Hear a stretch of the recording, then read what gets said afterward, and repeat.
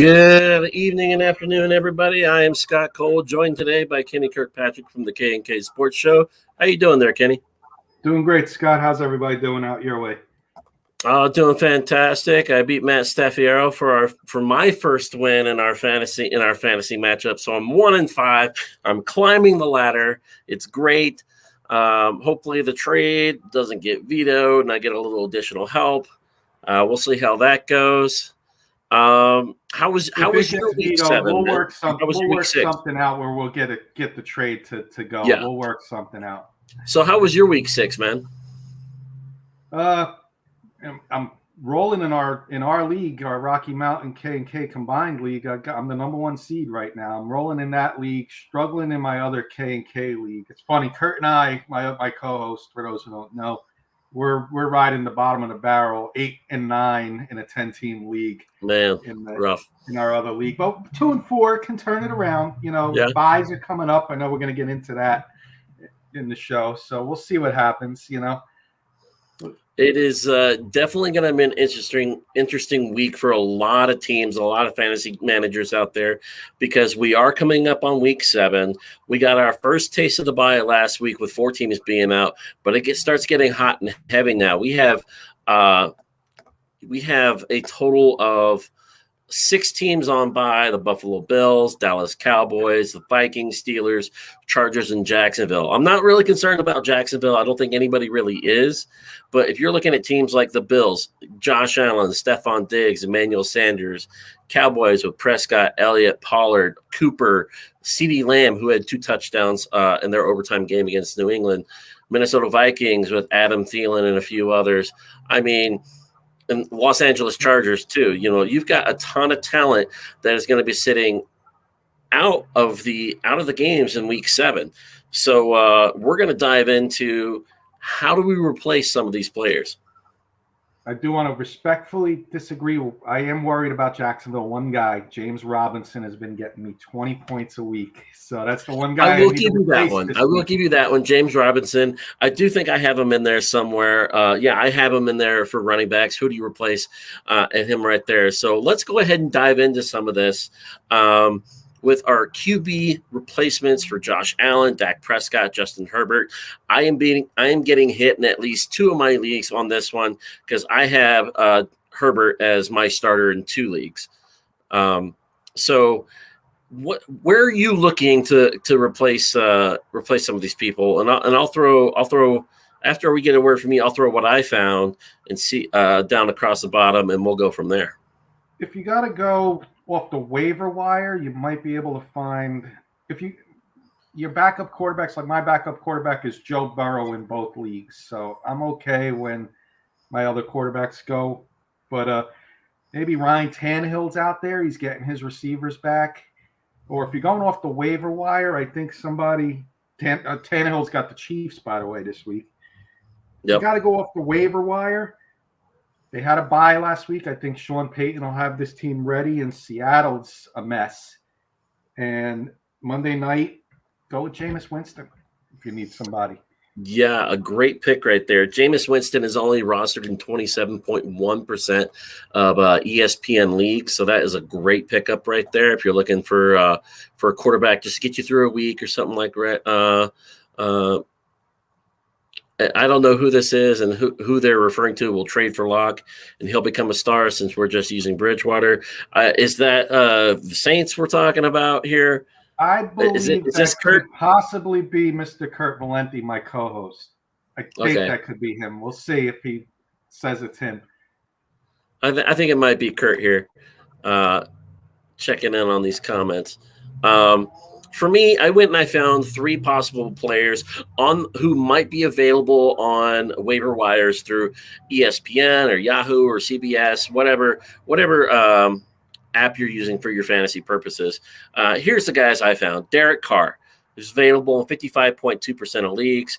18 for 27, 341 yards and 2 touchdowns week 6 against Denver. He has a favorable matchup against Philadelphia in week 7. This is somebody I would look at possibly targeting, and actually am hoping to pick up in one of my waiver transactions on a couple leagues, because I think my backup was Teddy Bridgewater. I don't feel completely comfortable with what's going on in Denver right now. rest of my colleagues here at RMSR are kind of, punching me in the head, being like, yeah, whatever. He's not questioning my loyalty to the Broncos. I wish my Broncos were great, but there are some issues within that organization, so they're not looking too hot. Another one people might want to look at is Carson Wentz, available in 24.7% of leagues, 11 for 20, 223, 2 touchdowns versus Houston in week 6. They're on the road at San Francisco, but that secondary in San Francisco is kind of susceptible at points. So I like the idea there. Plus, if T.Y. Hilton is he's questionable right now for this week. I think he did participate in practice. We'll dive into that a little bit later.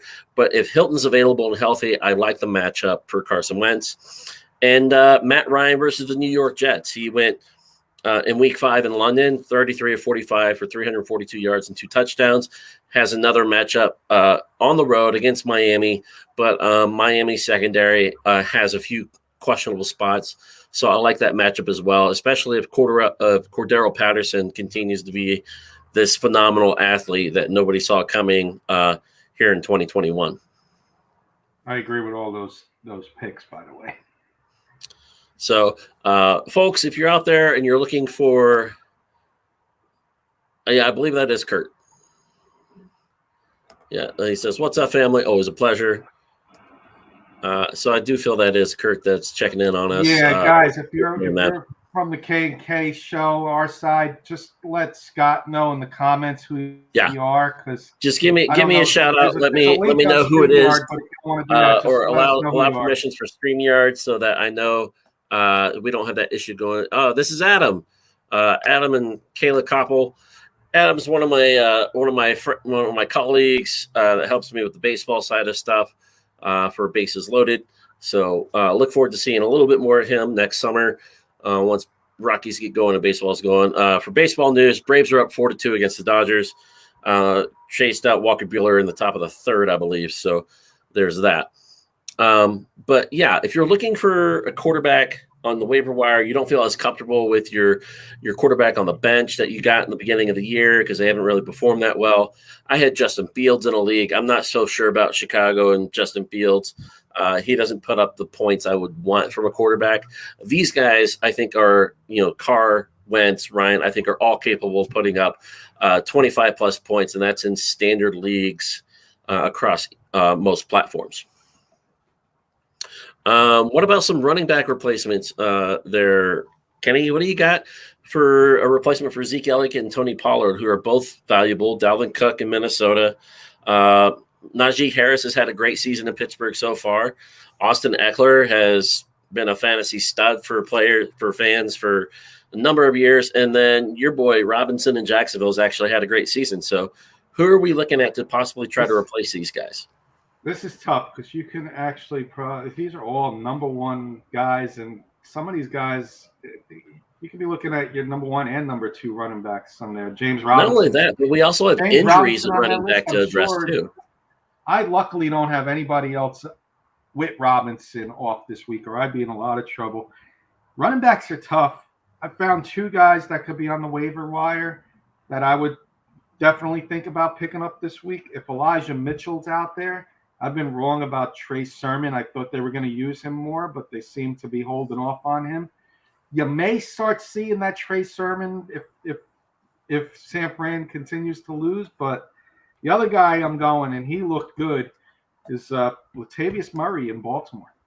Yeah. If he's on that waiver wire, they got Cincinnati this week, and I think they're going to be able to run on Cincinnati a little bit this week, and they're home as well. So I could see Latavius Murray getting, those another 1 or 2 touchdown game, getting you that 60 yards, but with a touchdown, you can't go wrong there. Yeah. I can't find Latavius Murray on my list here for people. You did mention Trey Sermon. He's available in about 43% of ESPN leagues. Some of the other players that came up in my list, and I'm also going to cover some injury news here as well. Kareem Hunt went out with a calf injury. He's being placed on IR for the Cleveland Browns. The Browns announced earlier today that Nick Chubb is going to be out on Thursday night, leaving the door wide open for their backfield.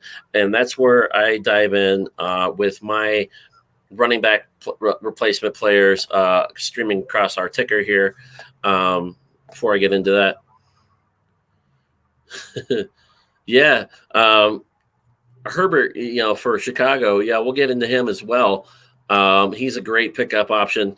I didn't list him here. J.D. McKissick, available in about 55.6% of leagues, had 45 rushing yards, 65 reception yards, for a total of 19 points versus Kansas City. That was a pretty interesting first half in that game. If anybody caught it, Kansas City was on the road in Washington. I believe Mr. Patrick Mahomes had 3 interceptions that game. It was either 2 or 3. I can't remember completely, but they were bad.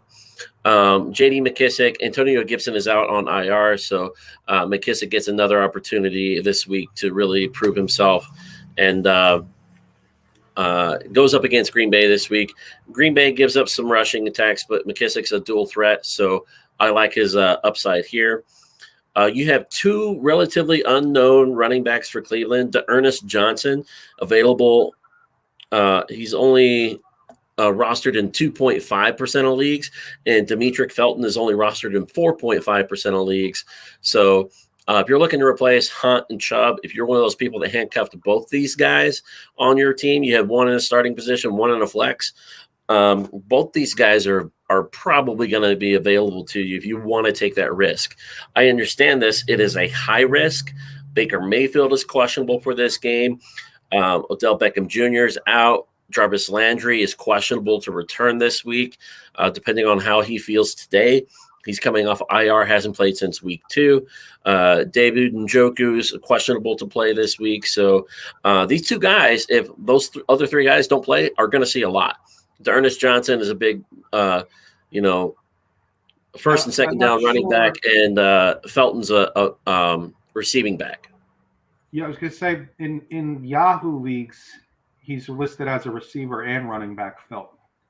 Demetric Felton? Position, depending on what you need this week. I know running backs are a lot thinner, but you might want to look into that, because if either of those 2 guys are going to do anything against Denver's defense, it'd be the hybrid guy who's a receiver or a running back. Yeah, that's Demetric Felton right there. So that would probably be the route I would go if you're looking for somebody who to do something to Denver's defense, which has been very, very questionable as late, and they've got a ton of injuries on defense now.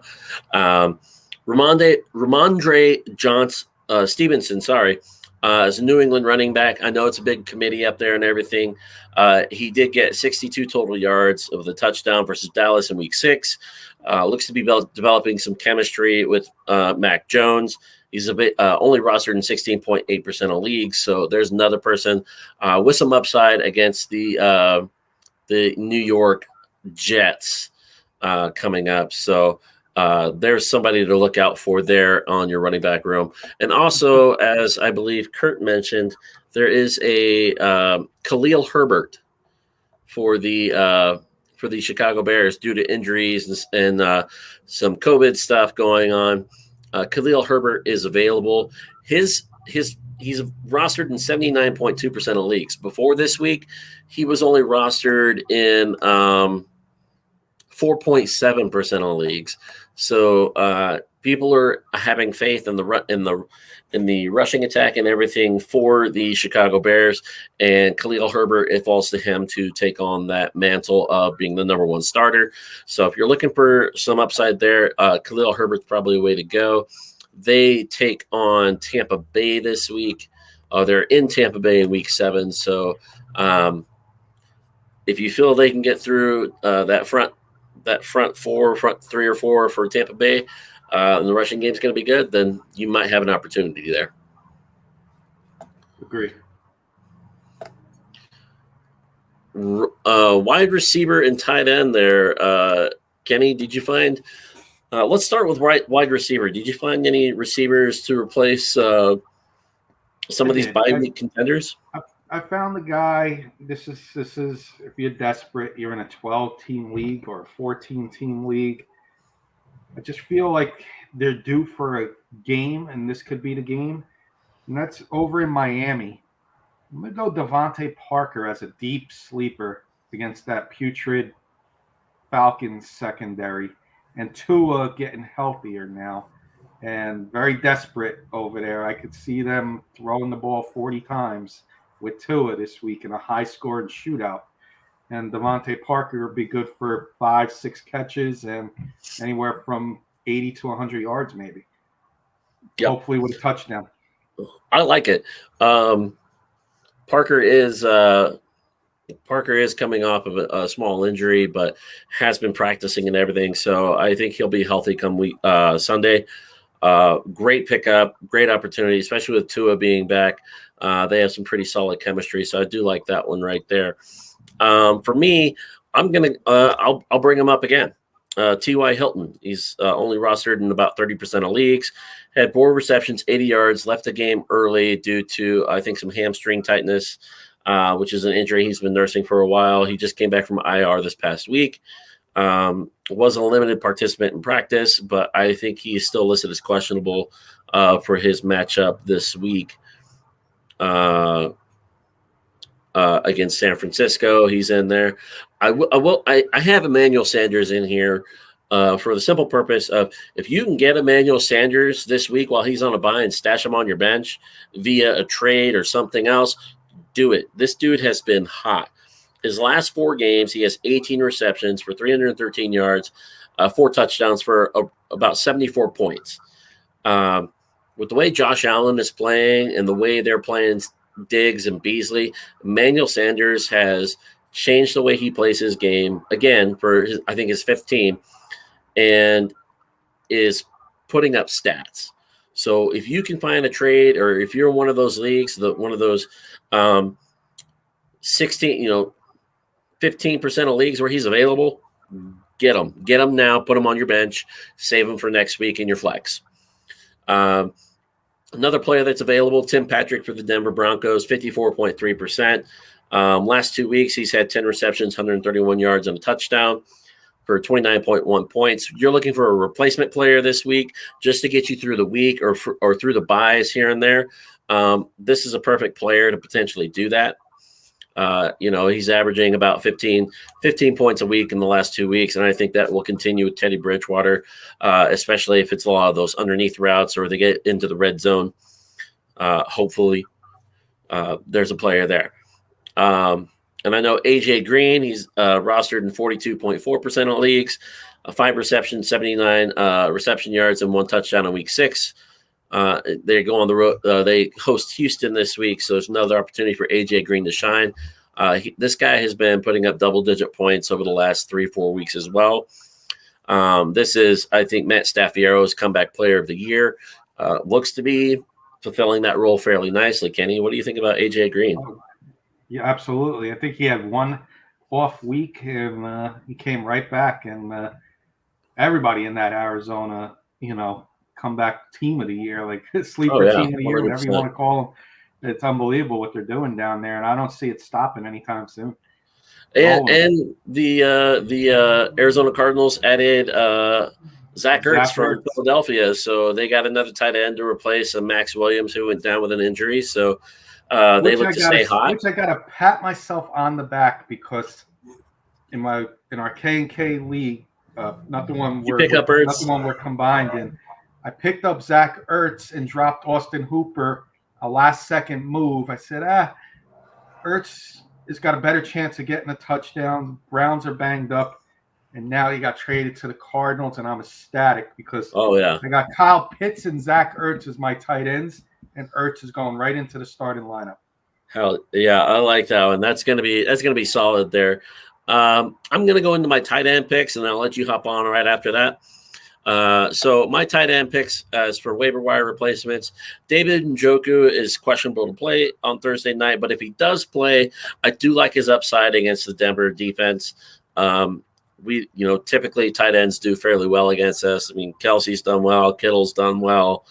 You name it, there's a tight end that's done well against the Denver defense. They just can't cover those tight ends consistently. Mark Andrews went off against us. David Njoku's rostered in 22.5% of leagues, according to ESPN standards, ESPN leagues. 2 weeks ago, week 5, went off for seven catches, 149 yards, 1 touchdown. He didn't miss a single target. that was thrown his way. Didn't have a great week last week because he got injured early and was left out because of the short week. They want to make sure he's available against the another opponent. Somebody who I'm targeting in my waiver wire pickups is Hunter Henry of the New England Patriots, 70.7% rostered.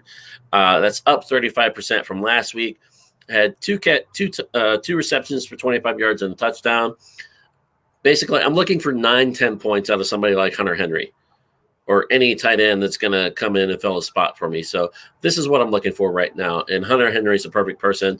He's a good red zone target, so I kind of like it. 30 points in the last 2 weeks for Hunter Henry. So he gives you that 15 points, give or take there, just a tiny bit.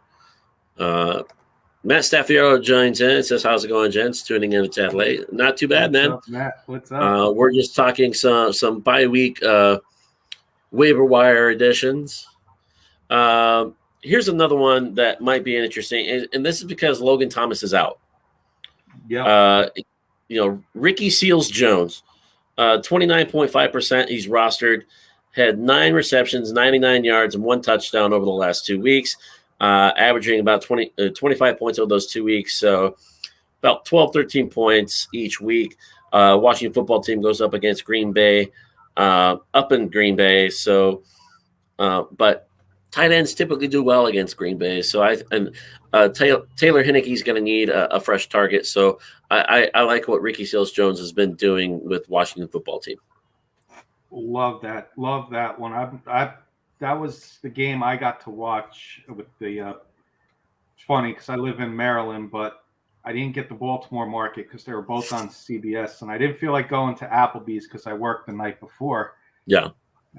So I was like, I'll just watch the game that's on, and it was Kansas City, Washington, and he was looking Ricky Seals-Jones' way quite often. I think he had 8 or 9 targets as well, if I'm not mistaken. Yeah, 9 targets for 99 yards, or 9 targets in general, but over the last 2 weeks, 99 yards. And Matt, I feel your pain, bro.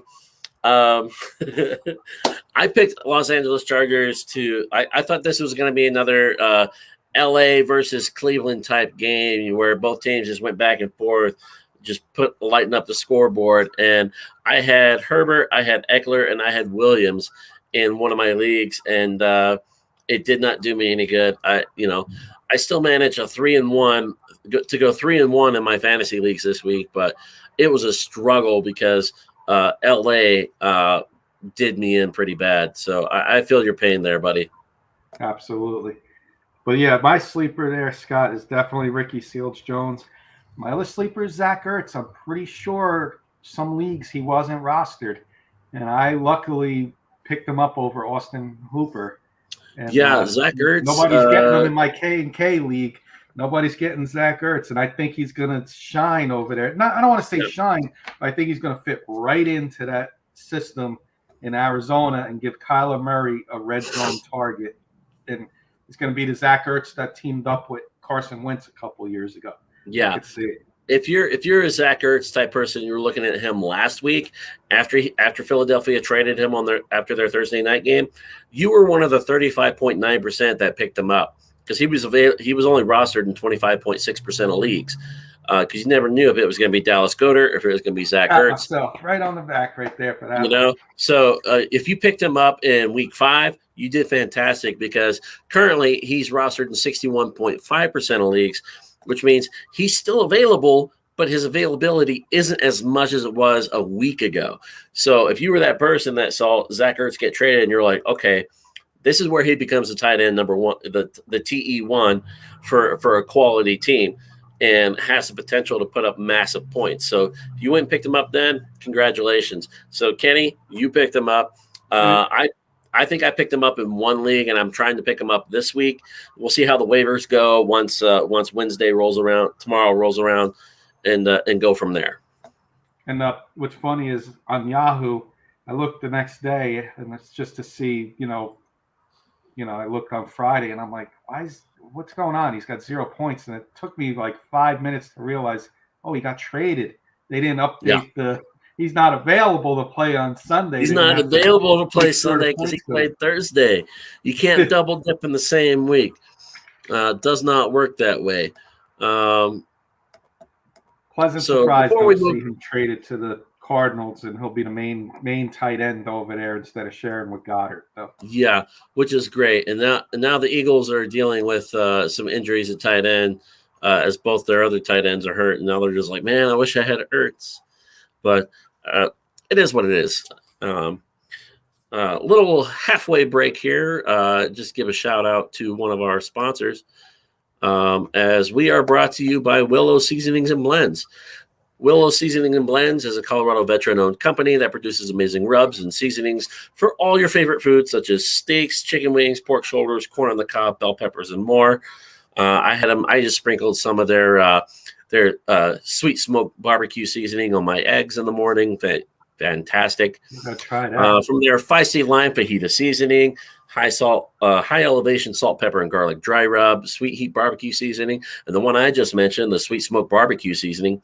These amazing products will bring a game day impact to anything you want to grill or cook.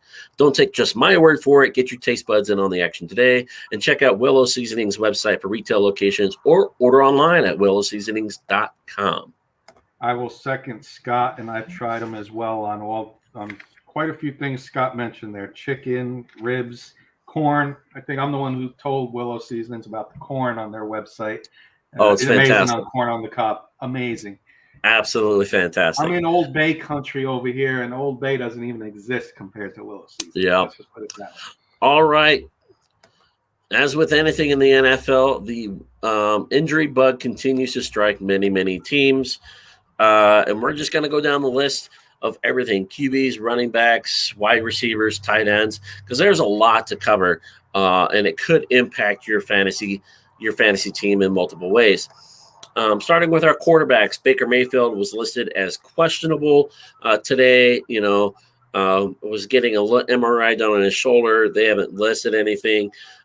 Baker Mayfield has said he's planning on playing on Thursday night versus the Denver Broncos. So we'll continue to monitor that as it goes along. If you're unsure about Baker Mayfield and what he's going to be able to do on Thursday, again, look into some of those quarterbacks we listed earlier that were available via the waiver wire, and maybe just replace them for a week, and go from there. Prescott is on a bye week this week with the Dallas Cowboys. Banged up his knee in that game against the New England Patriots. He's listed as questionable, so we'll see how that goes. On the other side of our Thursday night football game with the Denver Broncos, Bridgewater is a limited participant at practice with a foot issue.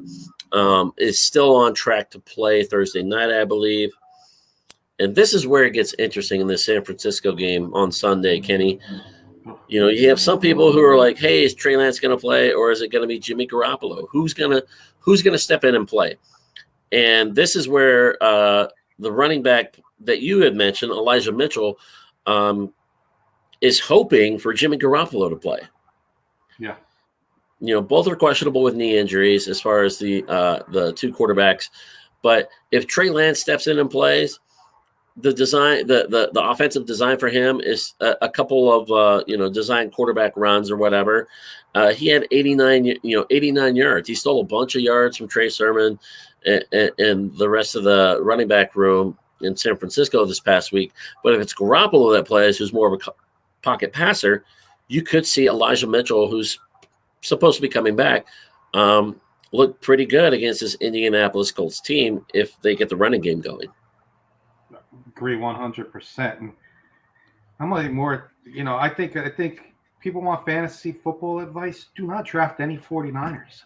They're hurt every year. It's the same guys that are hurt. Kittle, Garoppolo, the running backs every year since and if they don't get hurt, they go to the Super Bowl. So Super Bowl or bust. So Super Bowl or bust for the San Francisco 49ers. If you're going to draft a 49er for your team, let it be a flex spot. Don't rely on them to be a starter out the gate because they're probably going to get hurt and it's not going to do you any good. The other one here that I think we're all kind of wondering about is Ryan Fitzpatrick. He is eligible to come off the IR this week ahead of their game. But Taylor Heineke has looked decent for the Washington football team. I mean, if Fitzpatrick comes off, and you're the coach, you're Ron Rivera in Washington. What are you going to do? Are you going to run with Heineke, who's kind of kept your team afloat, or do you go back to the veteran in Ryan Fitzpatrick if he does come off the IR? I think he's going to go Fitzpatrick. I only watched the game this week. Heineke's making throws, but he's also missing some easy throws as well. Yeah. And maybe bringing a veteran in will shake that deep, even though he's on offense, but he's the captain. Maybe it'll shake the defense up. I thought we were getting the Washington defense of last year in the first half of that Chiefs game. I was texting Matt Staffiero and Dave. I was like, hey, these Chiefs may go down today. Washington's football team's defense is showing up, and then second half was a total different story. That would have made my day. Half, but that was it. Yeah, Washington football team showed up for a half on the defensive side of the ball, and it was 13-10 going in the half in favor of Washington. The turnovers, they were turning the ball over. Yeah, and then Andy Reid's like, all right, enough of that crap. And Kansas City turned it on in the second half, so it was so long, so good, and good night. All joking aside, I think Fitzpatrick will be quarterback in there soon. If not this week, next week 8. Yes. All right, running back injuries continue to strike everybody. Antonio Gibson, as I mentioned earlier, is out, which gives way to J.D. McKissick with the Washington football team. Carson and Penny are both out for Seattle, and so is Collins. So I don't know who the next man up is. Would it be what's the guy's? I don't know his first name. Dallas is the last name. Is he still there? DJ Dallas. Let me check real quick. I am pulling up the depth chart right now to give it a quick look over. DJ Dallas and Travis Homer. Okay. DJ Dallas and Travis Homer are the next two up. I think Penny may be a guy to look in the waiver wire if you're desperate for in the upcoming weeks, because I think he's eligible to come off in the upcoming weeks. I think him and Carson are both eligible in week 9 to come off of it. Collins is questionable. He did play the game against Pittsburgh, had a nasty hip injury towards the end of the game. It's questionable to play. So if Collins isn't able to go, I would expect DJ Dallas and Travis Homer to be the two to play. If Collins does go, then I think DJ Dallas is the second running back in that group right there. Saquon Barkley is another.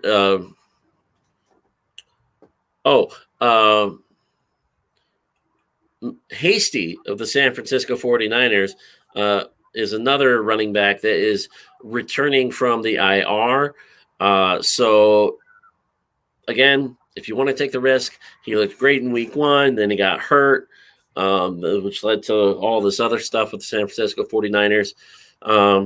If he does get reinstated in time to play this week, then against the Colts, probably not. I might look at them next week or 2 weeks down the road if he's healthy. Saquon Barkley is still nursing that ankle that he rolled pretty bad a couple weeks ago. He is questionable to play this week.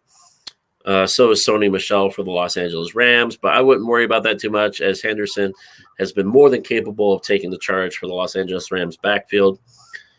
Clyde Edwards-Helaire is still on the IR, so we know what's going on there.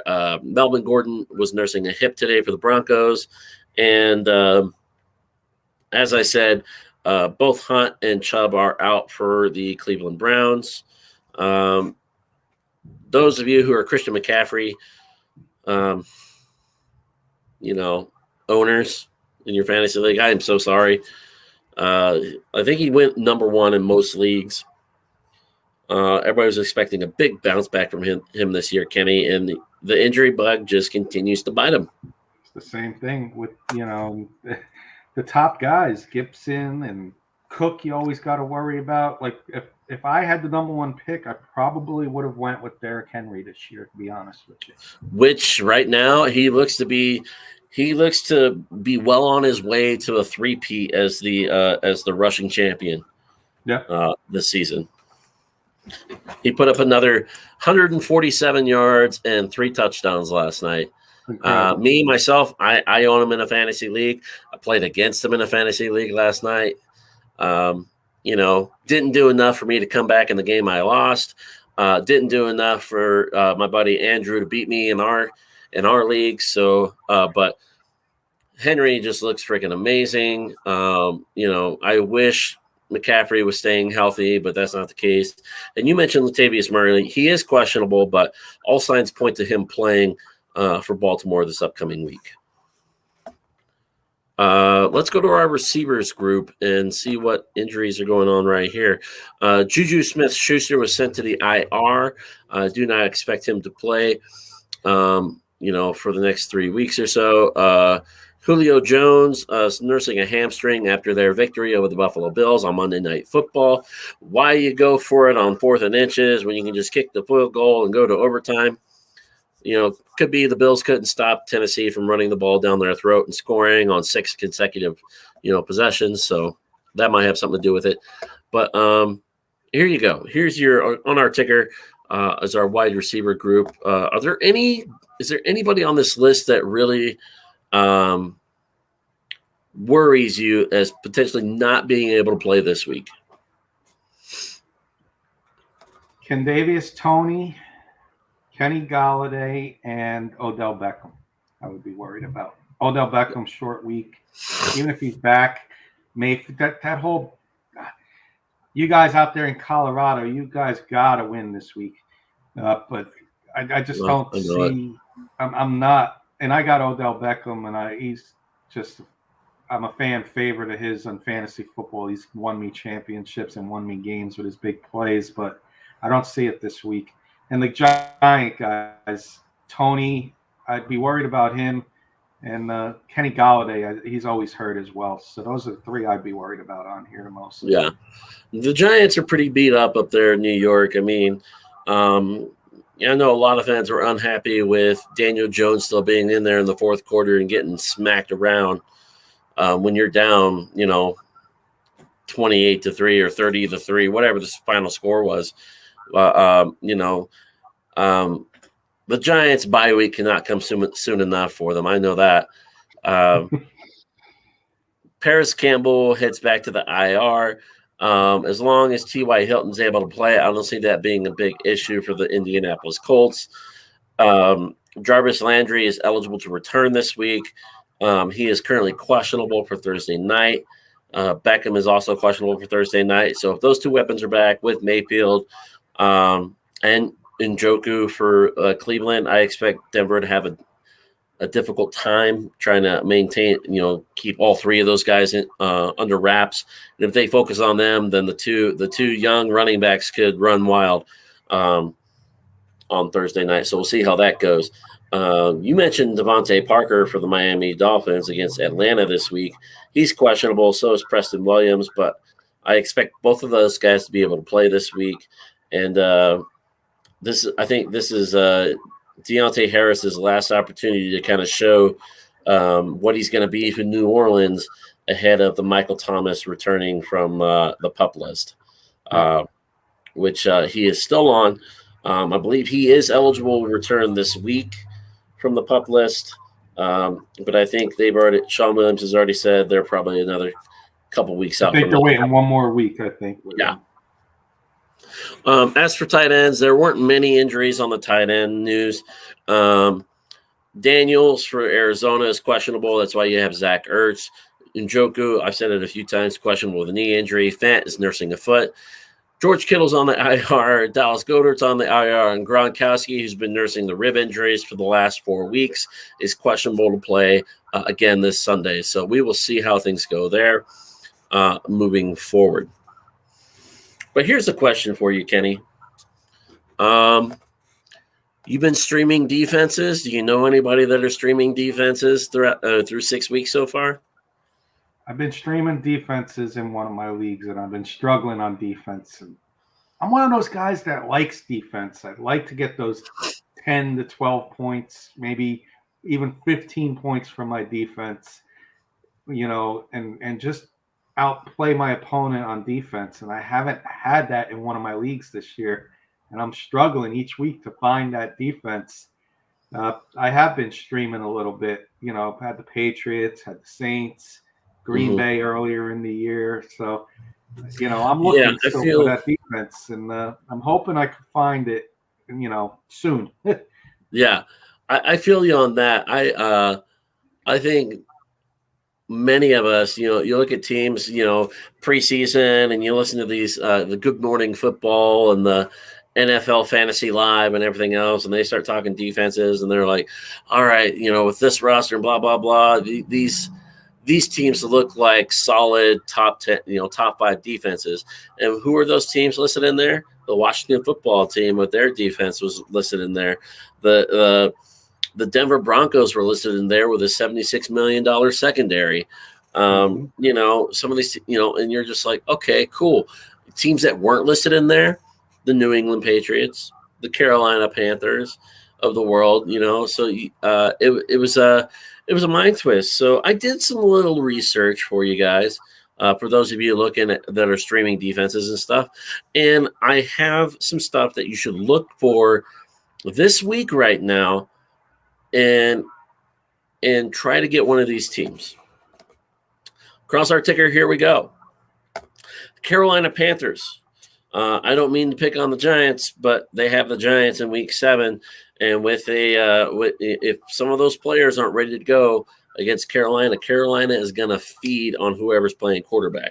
If it's Glennon, it's Glennon. If it's Jones, I am sorry. But their next 3 matchups are the New York Giants, at New York, at Atlanta, and then they host New England. Carolina has had double-digit points in 4 of their 6 weeks.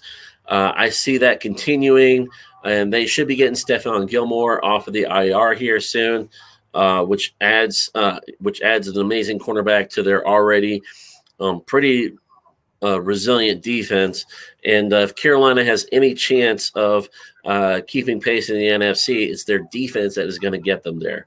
So if Carolina's defense is available, please go give them a look, pick them up, especially if you're unsure. They have favorable matchups at least the next 2 weeks. So that's something to keep in mind there. The LA Rams. I'm not sure, and I'll look it up for you here real quick. The Carolina Panthers are rostered in 69.7% of leagues.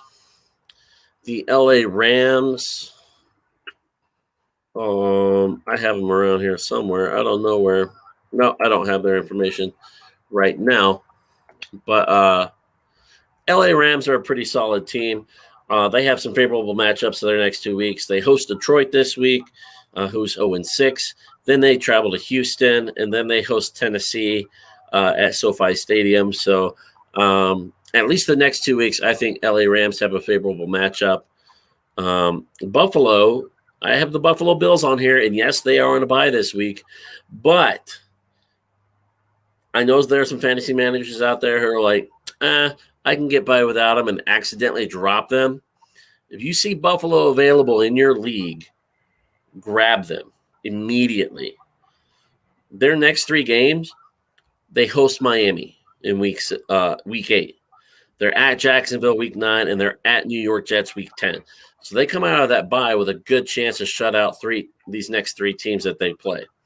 So if you can grab Buffalo, be a trade or whatever else, I would do it, because that's a team that could not only put up double-digit points at 10, they could potentially get you close to the 15 to 20 range if you're lucky.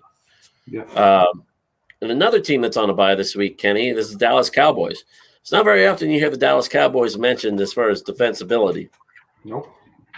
But they have games again at Minnesota. Minnesota's struggled. They struggled to put up points. They lost 14-7 to Cleveland. They got beat by Cincinnati in week 1. So there's a team that could really struggle. They come to Denver, or they host Denver, and Denver struggled to get points on the board once they fall behind, and defenses have just eaten up the Broncos. And then they host Atlanta in week 10, which is another team that's going to struggle just a little bit. If you can shut down Cordero Patterson and Russell Gage and Calvin Ridley. Calvin Ridley hasn't been that effective at all this year, so I like these defenses. Buffalo and Dallas are both on buys this week, but if you can find them in your waiver wire picks, or if they're available via the free agency wire, pick them up immediately, stash them on your bench, and get ready to use them in the coming weeks. Kenny, you have any defenses that you're thinking about targeting? I think you nailed them. Nailed all of them. I would target New England if they're there this week. Home against the Jets. We all know what they always do against the Jets, and the Jets have been struggling, and you got New England at home. That would be mine if they're available. I may, I know you said Giants with Carolina, not to lose the Denver faithful, but I may go Cleveland on Thursday. Until I start seeing, more consistency out of the Broncos. You're getting Denver on a short week, and Cleveland, who's been struggling on defense, who's supposed to be – that's another one with Washington and San Fran. We've been talking about defenses that have been struggling. Add Cleveland to that list. I'm waiting for them to show up. This could be one of those 14-13 type of games on Thursday. You take both of these defenses, Denver's and Cleveland's defenses, both show up on Thursday. It could be one of those games, and you're right. I've got Cleveland's information pulled up right now. In their last two games, they've given against the Chargers in Week 5, they gave up those 47 points. This past week against Arizona, they gave up 37. So fantasy points-wise, it was -6 against the Chargers, -2 against Arizona. So I guarantee you this team's probably going to be available in your league if you're looking to pick up a defense and you want to take a chance. The 2 weeks prior to that, in week 3 and 4, before giving up a total of 74 points, they had only given up 13 points. They gave up 6 points to the Chicago Bears and had 18 fantasy points. They had 9 sacks that game. It was Justin Fields' first game. And then at Minnesota, that 14-7 game, they had an interception and 2 sacks, and they ended up with 9 points in that game. So it's very possible you could see the Cleveland Browns have a big bounce-back game after their defense has been steamrolled the last 2 weeks for a total of 74 points. I kind of like that. That's a sneaky pick right there, Kenny. That's really sneaky.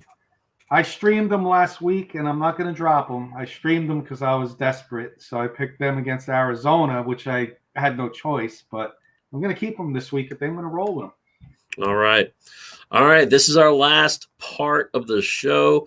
We're getting into the last couple parts of our show here.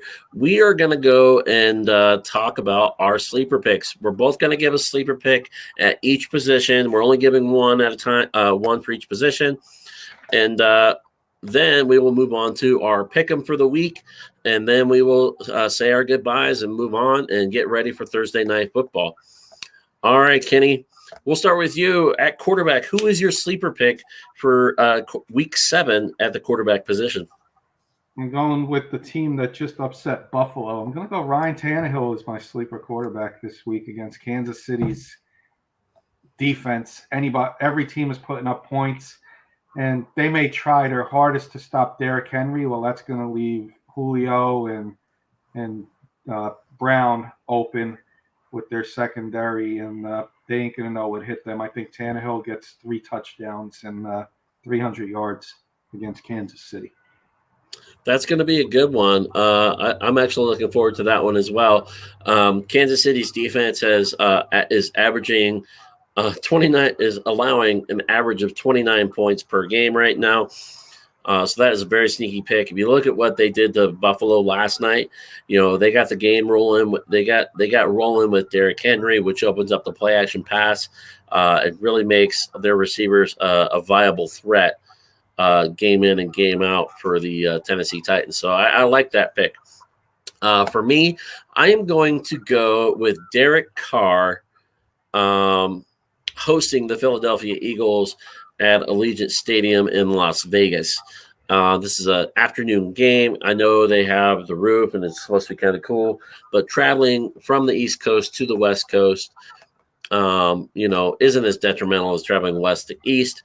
But I still think this gives a pause for Jalen Hurts and the Philadelphia Eagles. The weapons aren't as valuable for the Eagles as it is for the Raiders. And the Raiders answered a lot of questions after the dismissal, the voluntary dismissal of John Gruden, and going with their special teams coach, calling the shots and being their head coach. Derek Carr has years of experience with his receiving core: Hunter Renfrow, Henry Ruggs, Darren Waller, and Josh Jacobs running it out of the backfield. So I don't see these guys having any issue putting up some quality points against the Philadelphia Eagles.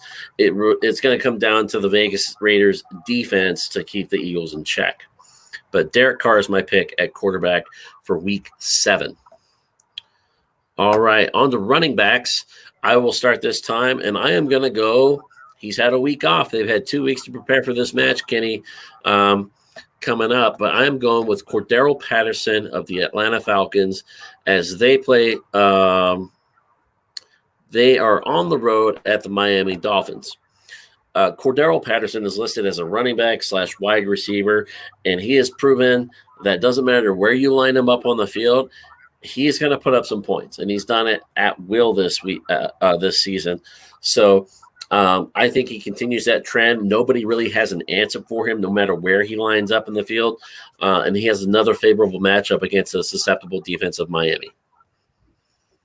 My sleeper at running back is actually a waiver wire pickup this week, only because of volume. A lot of check downs. If it's a PPR league, I'll give you 2.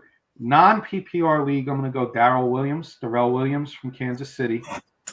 But in PPR league, I'm 100% telling you sleeper this week is going to be J.D. McKissick. Oh, 100%. He's going to get, that this is like if you hope you have the number 1 waiver wire that you can pick him up, because he's going to have easily 15 upwards to 20 points in fantasy this week. So that would be my 2. I'll give you a PPR and a non-PPR sleeper. I just see a lot of check downs with McKissick, with going into Green Bay. Washington's going to be trailing in that game most likely, and he's going to get a lot of passing downs there and catching a lot of balls. Yeah, that's definitely going to be a good one. If you can spread that Green Bay defense side to sideline and kind of open up some other plays, maybe get a couple of play action passes downfield, McKissick becomes a viable target on those check down plays. I really like that pick, Kenny. That's a solid pick right there. Moving right into it, let's go with who's your receiver sleeper for week 7? I'm going to go deep in this one, and I'm going to go back to the Philadelphia-Las Vegas game. I think Philadelphia is going to try their best to stop Henry Ruggs, and Philly's secondary is not that good. I've watched a lot of teams torch them. The Chiefs, Tyreek Hill, the speedsters torch them. Hunter Renfrow is my deep sleeper in this game. I could see them, trying their best to stop Ruggs and Waller, and maybe Bryan Edwards as well. I'll throw both of those receivers out there. But I would go Hunter Renfrow as a real deep sleeper this week off the waiver wire, because I'm sure you don't, if you need somebody, that might be a good pickup. Yeah. I actually like that one. That's a pretty solid pick right there. Renfrow is kind of hit and miss sometimes. He's kind of a deep threat, and he relies on that to get his fantasy points and everything else. So very solid pick right there. I agree with that one 100%. I am going to go visit the Cardinals. The Arizona Cardinals, 6-0 at State Farm Stadium in Glendale, Arizona, hosting the Houston Texans. And I am going with A.J. Green, Matt Staffiero's comeback player of the year pick. He has been solid so far this season, putting up some quality points. I think he continues to do that. He had 18.9 points against Cleveland, 5 receptions, 79 yards, and a touchdown. 4 of his 6 games have been double digits, 3 of those over 15 points. So I see him continuing this trend, even with the addition of Zach Ertz, Christian Kirk, DeAndre Hopkins and stuff. AJ Green kind of remains that that sneaky little receiver out there, and with Kyler Murray's scramble ability, remains a viable option week in and week out. So for me, receiver, week 7, AJ Green. On to our final offensive sleeper pick at tight end. I am going to go New England hosting the New York Jets. The Jets have a hard time defending tight ends, and I find Hunter Henry just dominating this game. Him and Mac Jones have continued to build chemistry as the season goes along, and I feel like that will continue into week 7. And Hunter Henry, which was also one of my sleeper, my waiver wire additions, rostered on 70.7% of leagues on ESPN, has had 3 consecutive weeks in double-digit points, has had a touchdown in every single one of those games. I believe they're all red zone touchdowns. So if you're looking for a red zone threat against a team that gives up a lot of red zone opportunities, this is the tight end I'm going to target and probably put in my tight end or flex position based on who I have at tight end already. I'm going the guy who got traded. I'm going Zach Ertz, and only because they're playing the Houston Texans. If they were playing the Rams, I would not just throw. If they're playing a solid team this week. But all joking aside, this game is going to be double-digit win for the Cardinals.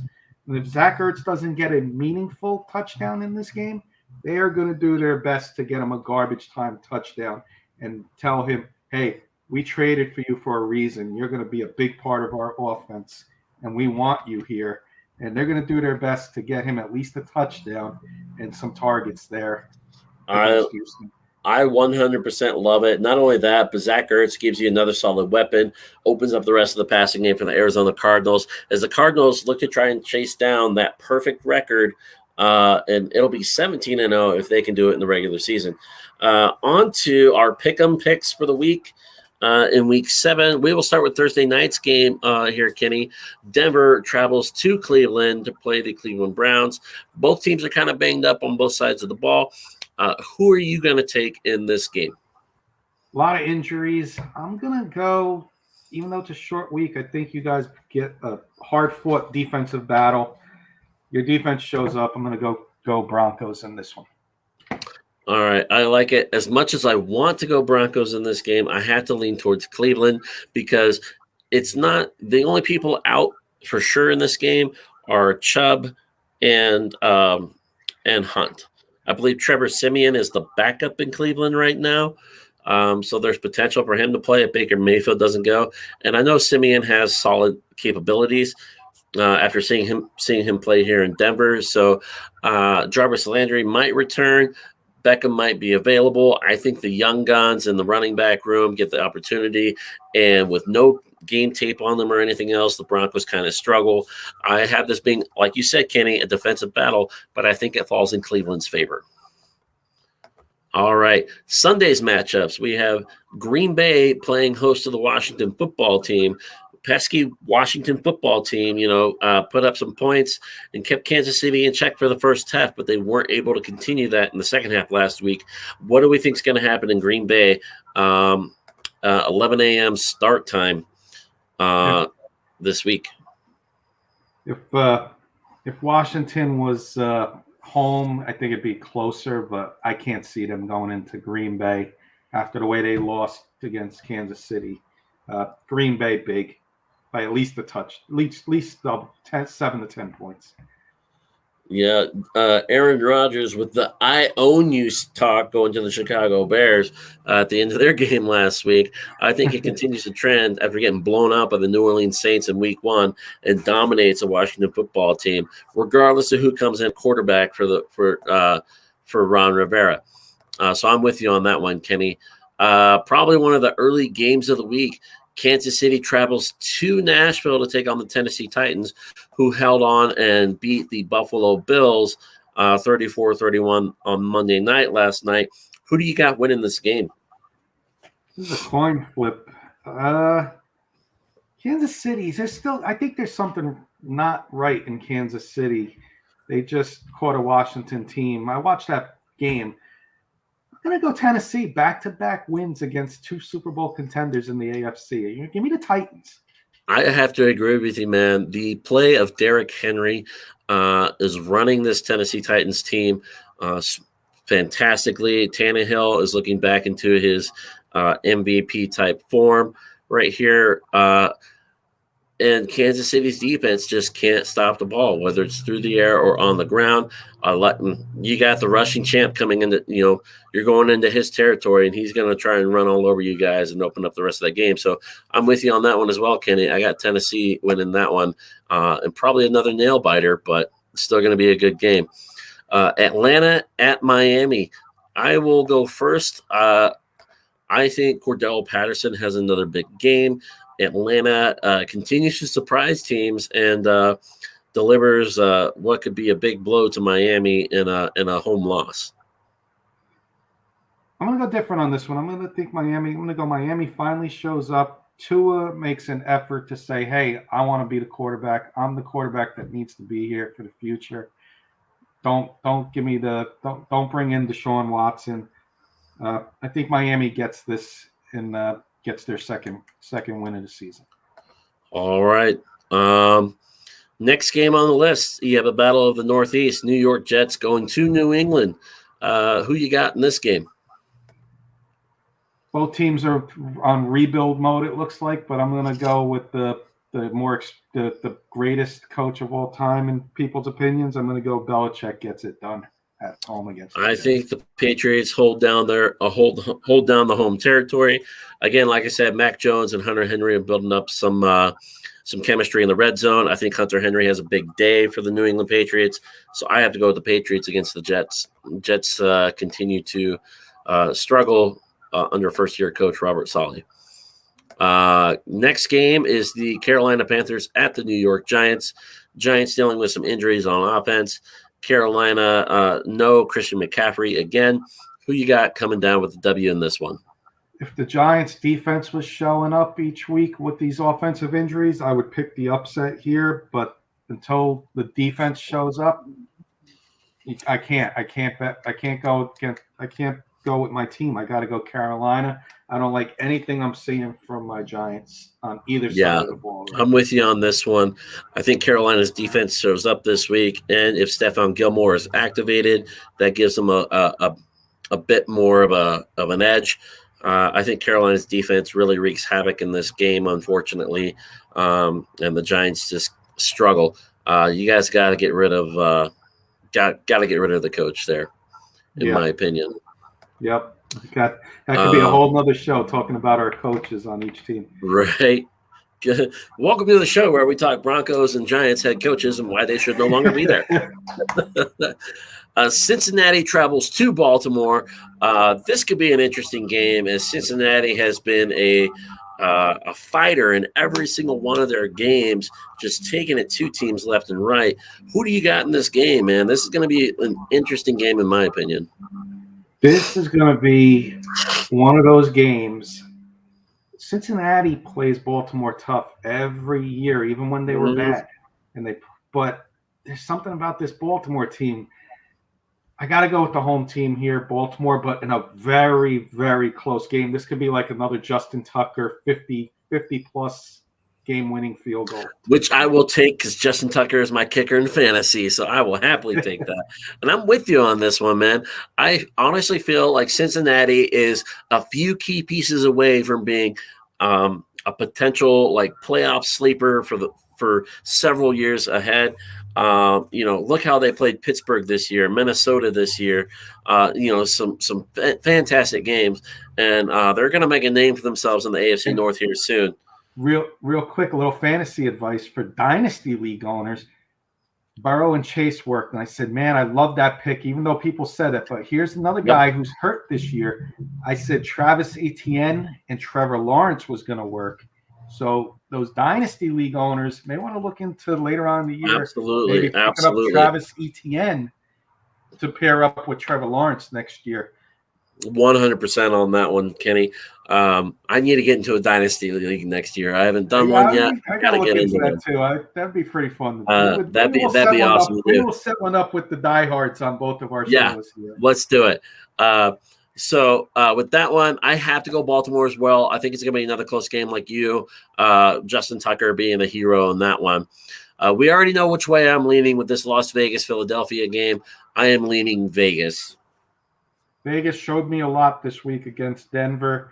Not to get into the John Gruden situation there, but the coaching changes, now they're home. This Vegas team is tough. I'm going to go Vegas as well. Yep.